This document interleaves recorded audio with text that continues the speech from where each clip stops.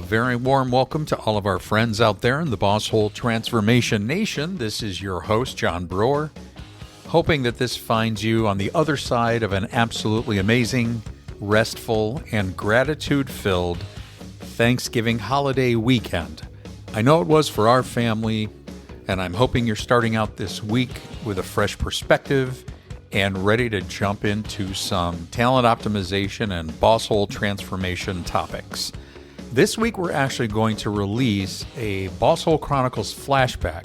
And the reason I wanted to do this is going to take us back to April of 2024, when I did an episode with our good friend and colleague, Karen Schulman. And this was all about becoming a new manager. Now, why is this important now? I am planning in the next few months to release either a panel or a series of programs with subject matter experts around the topic of designing and building a more robust and effective individual contributor pathway for people to follow, rather than forcing them to go into management. I've been speaking around the country a lot lately, and whenever I bring this up, people acknowledge the need for this, but there are very few organizations that have really effectively built out an individual contributor pathway and left the manager pathway for a more select group of people that actually want to get into management. In other words, we're not forcing somebody into the boss hole zone just because there is no alternative for them to stay an individual contributor. So I think this is a good way to revisit it. So let's jump in. The Boss Hole Chronicles are brought to you by Real Good Ventures, a talent optimization firm helping organizations diagnose their most critical people and execution issues with world-class analytics. Make sure to check out all the resources in the show notes and be sure to follow us and share your feedback. Enjoy today's episode. As always, Karen, it is good to have you back on the Boss Hole Chronicles. Welcome. Thank you very much. It's excellent to be back. I'm excited for our topic today. Oh, yeah. This is a good one. And actually, it's kind of surprising. We've been doing this for 3.5 years, and we finally are having this conversation.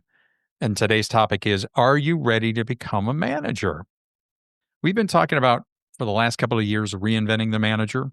Go back and listen to a lot of the Boss Hole Chronicles. You will hear a lot of topics, a lot of subject matter expert episodes, our roundtables about reinventing the manager. This year, we are really kicking off the idea of reinventing the workplace.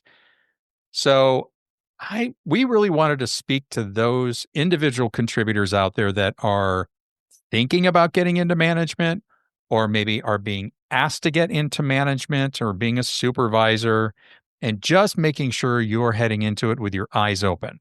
Because I think, Karen, and you and I could probably share, this is where we'll start off. We can share a little bit about our own management experiences. And I know what I did wrong, and I'm happy to share that in a second. But Karen, tell us about your foray, if you will, into the world of being a manager.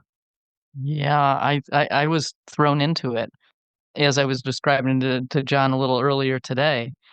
Basically, I was made a supervisor in an area where I really was kind of somewhat new to it, but I might have been the most seasoned one on the team, and didn't really get any training at all, and didn't really know how to manage people, and had a couple of very tough people to manage. One who was constantly late, and another one who was just really did his work kind of halfway. And I didn't know how to handle those things. And I remember somebody that I worked with in our IT department said, "Well, you've had a ton of management training. You have." And I said, "I have?" And she said, "Yeah." She said, "It's kind of like they took you and threw you into a body of water and said, 'Hey, sink or swim.'" There you go. And so, needless to say, I am sure I was a boss hole, and I'm sure that I was quite an ineffective manager that first time. It was not a good experience at all. Who could expect otherwise? Honestly, I mean, Right. how many of us were not sort of thrown into it? And okay, let's face it. On the one hand, it's flattering. I mean, people are looking at you saying, "Hey, I think you could be a good manager. I think you could be a good supervisor." But just being thrown into the deep end and not getting any kind of a training, that is, I mean, how could that not be disastrous, at least in some degree. So that was your first management Yeah, that was experience, my right? first. Okay, so Right. there was another one, correct?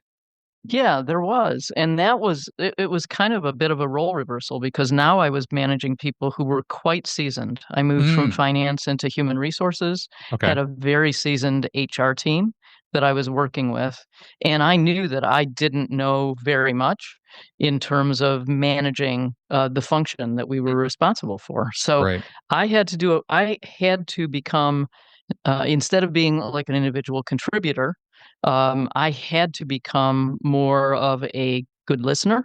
I had to become somebody that was much more collaborative. I had to tap into the expertise of the people that I managed. Mm, And as a result, I think we had a much better team function. hmm.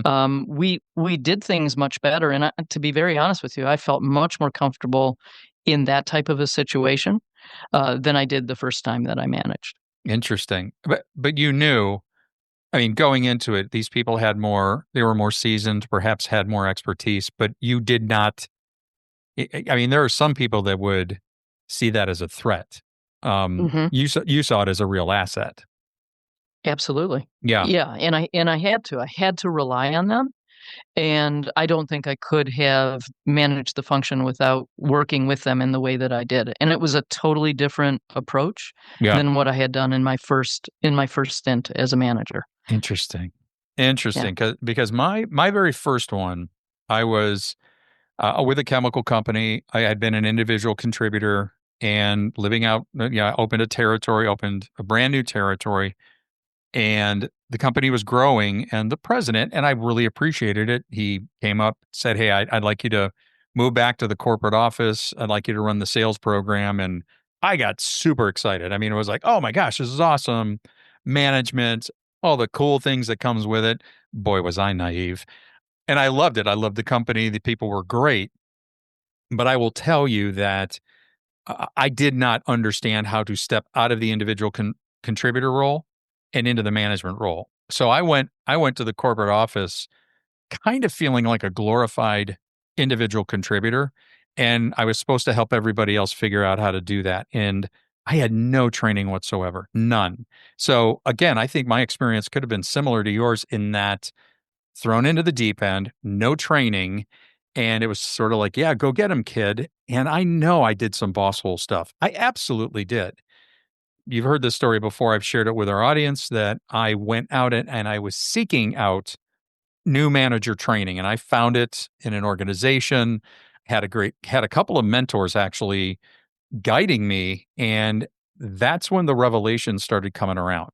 When I started realizing how to avoid the pitfalls of becoming a new manager. And I think, Karen, between you and I, we can share some of those today. We can really, for those managers out there, let's just be really clear. We don't want to discourage anybody from thinking from considering getting into management or being a supervisor. It is incredibly rewarding. I would say it's incredibly rewarding if you really have a desire to help people grow and help them develop. If you're getting into management because it's going to be a lot of notoriety and there's a lot of glory and a lot of money involved, you are doing it for the wrong reasons. Would you agree with that? Oh, absolutely. And I think what you said earlier about, basically probably you were tapped on the shoulder to become a manager, as was I, Hmm. because we were great individual contributors. Right. And so that's the way that people were promoted in the past. I'm hoping it's not still that way, but I'm not so certain. I'm pretty sure it is. Is Yeah. yeah, that if you're a really good individual contributor, we'll just put you on the management track Hmm. and you will be as successful doing that. And it just doesn't quite work that way. And you're exactly right. You have to go into management for the right reasons, or your chances of being successful are probably pretty small. Oh, for sure, for sure. And unfortunately, I think you're right. I think that trend of taking individual contribute. I mean, I know it because of some of the clients with whom we're working. They said, "Oh yeah, that's exactly what we do. We see an individual contributor, we tap them on the shoulder, we put them into management." That rarely works out well if they don't get sufficient training. And quite frankly, let's just get back to the beginning or let's get back to say some very basics. Asking the question. So I'm going to ask a question to all of our prospective managers out there, or maybe you're new in management, why are you moving into management? Okay, so that's a big, ask yourself the question, why am I moving into management? Was I asked to do this? And am I being asked to do this because I'm a great individual contributor, or have I demonstrated or articulated that I really want to help coach and develop other people? I think I'm good at it. Maybe you've demonstrated it during group projects or something like that. But if you've been asked, think about the rationale behind being asked. It's a great compliment, and let's face it, we can get pretty excited about being tapped on the shoulder, but is it for the right reasons? And so organizations, if they're doing it because you're a great individual contributor, you may want to tap the brakes a little bit and do a little bit of self-reflection and saying, am I willing to step away from being an individual contributor and now devote myself to the development of other people? Because that's really what it needs to be. Another thing is, and I mentioned this, the money and the notoriety. I had a I had a colleague of mine when the president of the company invited me to and asked me to come back to the corporate offices to manage the sales team. I had he was an outside consultant for the company, somebody I trusted. He was a mentor for sure. And he said, why on earth would you want to go into management? He said, John, you've got this territory. It's all yours. You're growing it. He said, why would you want to take on the headaches of 7 other people? Because that's what it's going to be. And I never thought about it that way. But I did want to do it. I was excited about it, but I also didn't know what I didn't know about managing people. But he actually made it very clear. He said, if you're getting into it because you think there's, glory and money and notoriety and all this other stuff, it's not there. That's you're doing it for the wrong reasons. Does that make sense? Does. And I Yeah. also think that there's maybe it's an older belief that when you're a manager, you get to sit back and you just let the other people that report to you do the work, Right. and you get to direct them. You get to tell them what to do. Mm-hmm. And I don't think that that's what management is, certainly not in this day and age. Mm-hmm. And if that's why you're getting into it because you would like the power of being able to do that, Yeah. I think that's also a mistake, Yeah. because I don't think that's correct. Add to that, if you are being now tapped to manage your former peers, that really complicates it. So you can't sit back. You now have to change those relationships. The nature of those relationships have to change because you are in more of a position of authority. You still want to develop and be an asset to them. But yeah, it totally changes things. So one of the things I remember, interestingly enough, ironically enough, after I had done my stint in the chemical industry, I think it was about 11 years, I actually left there to start my own corporate training practice. That was my first practice that I started. I actually got recruited by the organization that where I went to get my manager training. They actually brought me in as a member of the faculty to actually facilitate their management programs and help to build some of their programs. But one of the things that we talked about is avoiding the pitfalls of being when you're a new manager. And one of them is creating clones. I remember that vividly. Somebody said, do not try to create mini versions of you. And if you all go back to actually, I'll put it in the show notes. If you go back into, I think it was our second episode back in 2020, making mini me's. And it was all about a manager that said, that really wanted to make them small, versions of her that don't create clones. Your direct reports have something uniquely individual to contribute. You need to tap into that and do not make them smaller or different versions of who you are. And that's where the data we have available, like PI data and other tools, help you understand that. Don't try to create clones.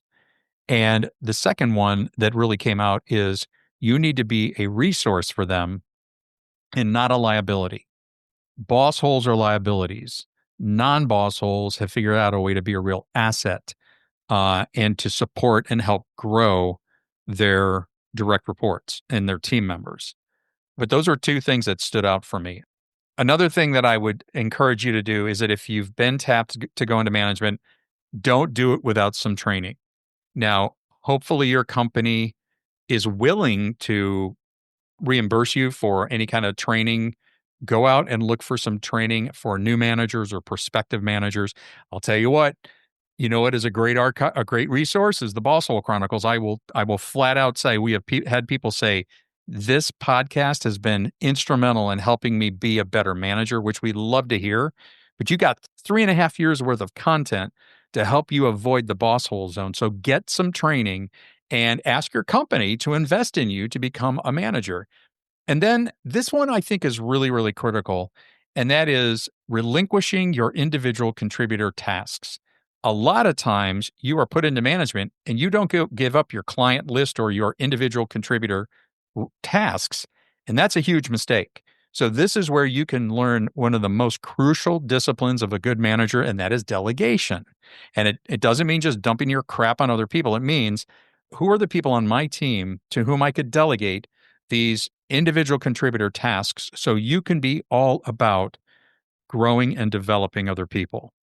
So I just really want to encourage you to think differently about this role. So with that, let's talk a little bit about some new disciplines, Karen, about the manager today needs to be very different than the manager of 5, 10, 20, 30 years ago. We are talking about a different type of individual to manage, and that takes different disciplines. So from your perspective, what are some of the disciplines that they need to embrace in this amazing role as a developer of other people, as a manager? I like the terminology talent scout, Mm, because I think when you're a manager, you have to be able to assess the strengths of the people that work for you, hmm and you have to be able to kind of envision how do I help them become stronger performers? hmm What type of work do they need to what type of projects do they need? What type of tasks do they need to get even stronger or broader in their skill set? And it's almost like being a talent scout to really like tap into where they are today and seeing where you need them to be down the road, not hmm just for your department, but for the whole organization. Where else might they be able to fit in Sure. the organization? And can you help bring them the projects, the tasks, the experiences, the exposure that they need to become a more talented performer in your Mm, organization? That's one of the things. I think that's one of the disciplines it's a new way of looking at management, is that whole concept of being a developer of people. yeah. And I Yeah. like the word talent scout. I love that. It speaks to me. I love that. I love that term. So, in other words, from day one, you are really sort of constantly assessing, evaluating how are people doing? How do I help them grow and develop to be better? And the other side of that is recognizing when we might have the wrong person in the wrong role, and Correct. not don't blame them for it. I mean, this happens a lot. We put people in roles because we kind of think that they're going to be good at it, or it's sort of a gut feel, and then they struggle, and then we blame them for struggling. This is why we don't do anything without objective data, anything at all. But it's also recognizing that we might have somebody in a wrong role. And I like what you said is, how do we leverage their capabilities perhaps in a role that might be in another place in the organization? And therefore we optimize who they are and what they do. Okay. Mhm. Okay. Yep. Good. Good. What else? Well, what I'm thinking of is probably the same thing that you're thinking of, the whole concept of being a coach and a mentor. And I know Yeah. you wanna talk about that, so I'll turn it back to you. Oh, I think that is when when we think about reinventing the role of the manager and what a manager is. I think a manager is a coach today. Actually, historically, all great managers forever were actually more coaches and mentors than they were command and control authoritarian Right. taskmasters. You know, the old command and control methodology that is dying. We can't completely abandon command and control, which is, the whole stoplight intersection. But the idea of trust and autonomy and how it is part of the repertoire of a good coach and mentor, trust and autonomy in their people, I think that gets back to what you're talking about. If I'm a good talent scout and I know I have optimized job fit and team fit and I have the right people in the right roles, then I can afford to extend trust and autonomy because they're going to do their jobs, and I can focus on how do I help them do their jobs more effectively as a coach. That's why I go back to the idea of, if you are also an individual contributor, if you still are doing your individual contributor stuff and adding on to that, or being asked to add on to that management responsibilities, those are two totally different worlds. It cannot be done effectively. That's why, don't let the mistake be made that you are still maintaining individual contributor types of responsibilities. Dedicate yourself to being that talent scout and developing and coaching your folks. By the way, I just want to point out, this will also be in the show notes. A few months ago, Karen and I did an episode called Boss Hole or Tormentor, because the word mentor is in the word tormentor.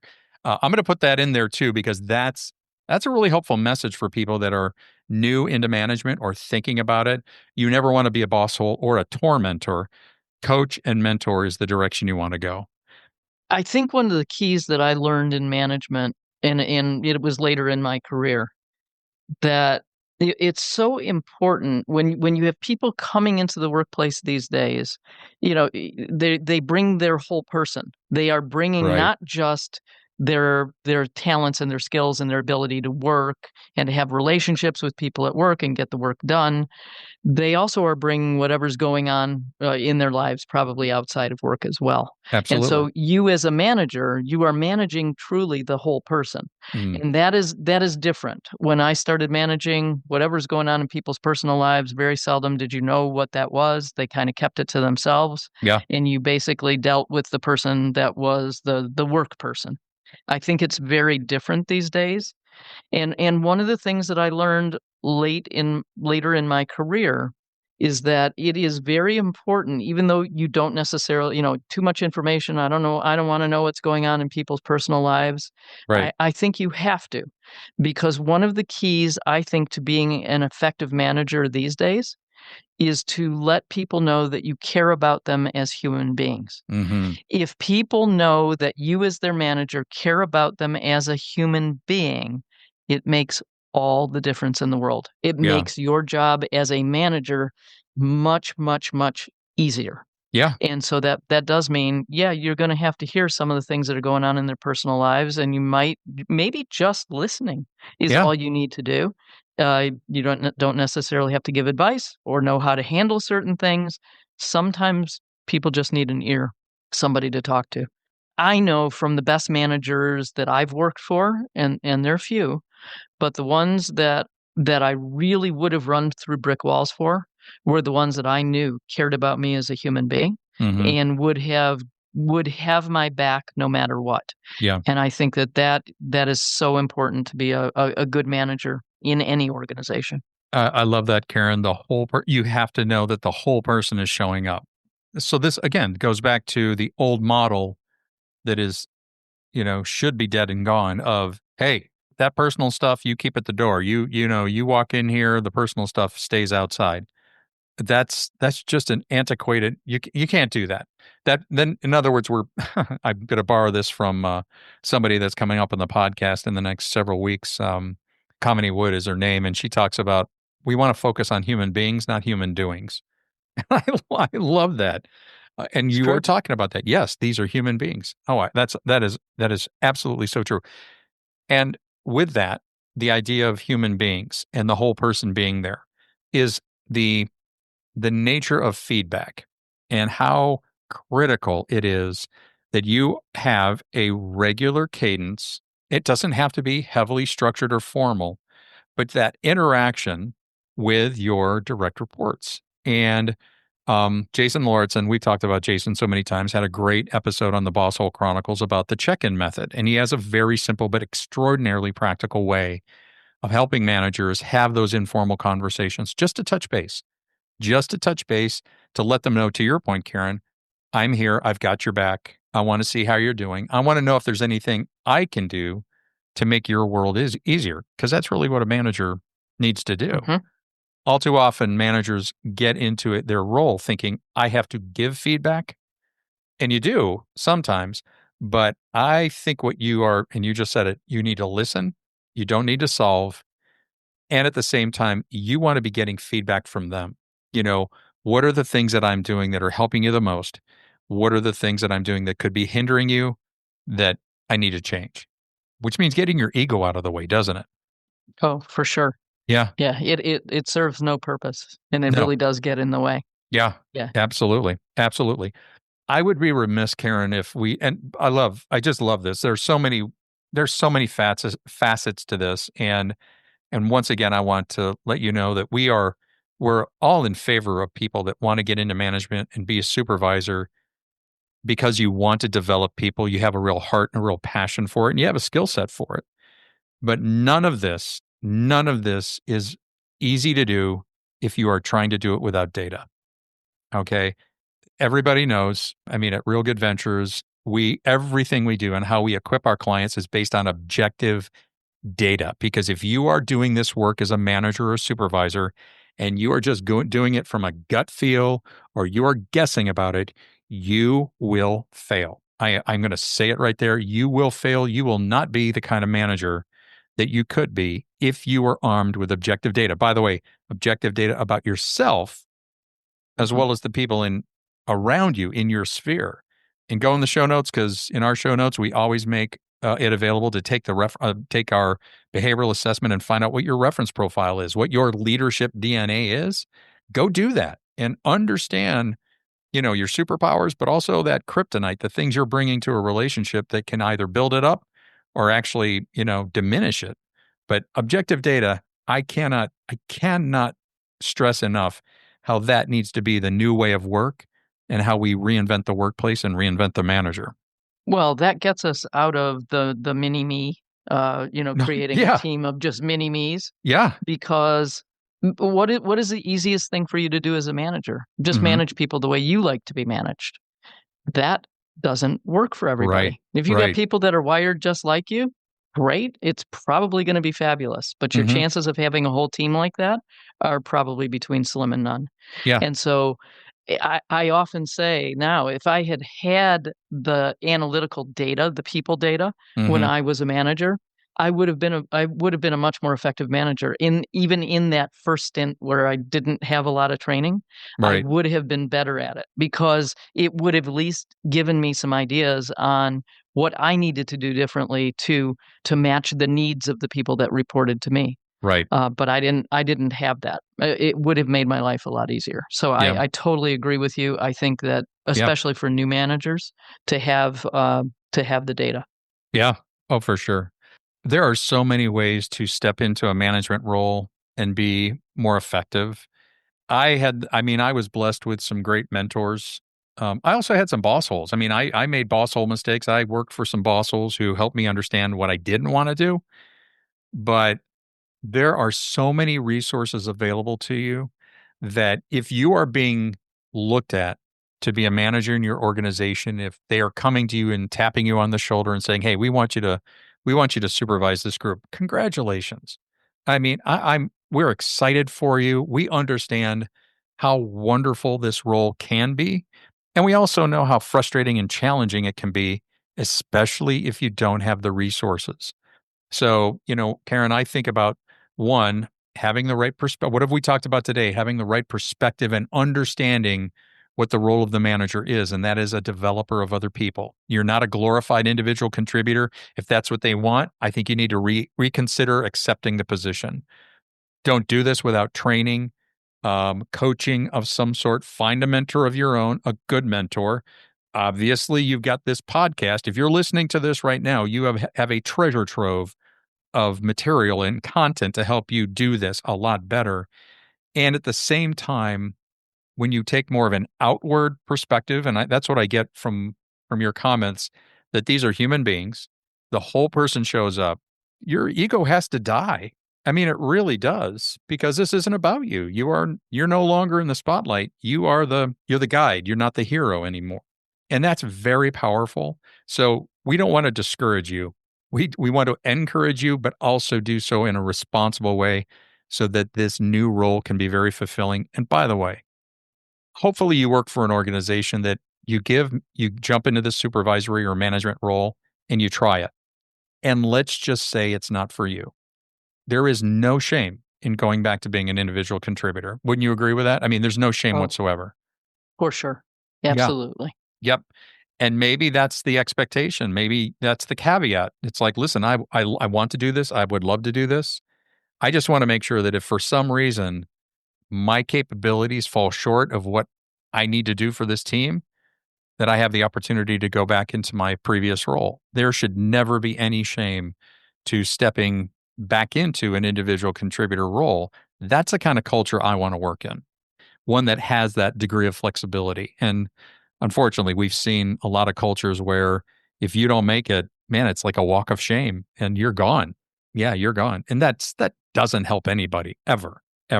The one thing that I want to say, I guess, if when I look back on the positions that I had where I was a manager, I think the most, in you touched on it, the most gratifying thing was to see people expand their skill set and take on new roles that, frankly, when I started, I didn't even see that would be a possibility necessarily. Oh, but to watch them blossom and to watch them take on bigger responsibility and move up the ladder, if you will, in the organization. Yeah. I don't know that there's in management. To me, that's the epitome. That's the icing on the cake for sure. Yeah. And that made it all worthwhile.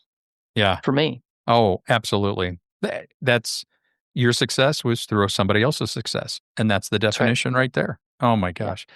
Well, Karen, thank you for that. Or thank you for this. Just again, I always find our conversations so enlightening and helpful. And your experience, I know, is incredibly helpful for the Boss Hole Transformation Nation. I want to remind everybody out there, go into the show notes. We are going to put a number of previous episodes that speak directly to this. And we'll provide you with those milestones, those guideposts to making an informed and good decision about getting into management for the right reasons. And just remember, the Boss Hole Chronicles will be here as a way to always encourage people to stay out of the boss hole zone.